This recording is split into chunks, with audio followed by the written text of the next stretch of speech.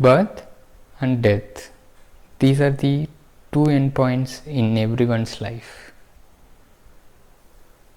So you have entered in this world because your time came, and you will be leaving this world when your time comes.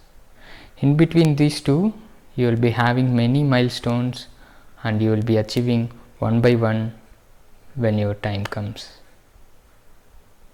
So you have to be patient and you have to focus on your work.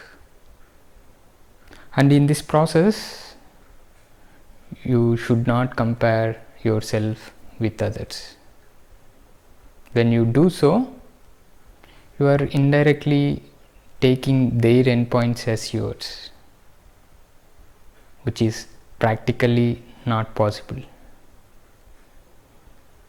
So when you compare with others, you are trying to compare your skills with others, and others may be those people may be practicing that particular skill for years, and you might be practicing that skill for days, maybe for weeks. So when you compare with others, what will happen? You will lose focus and you will end up with giving some excuses, and you finally will give up that one. So it is very important to compare with your own self and try to improve day by day, and you have to be best version of your yesterdays.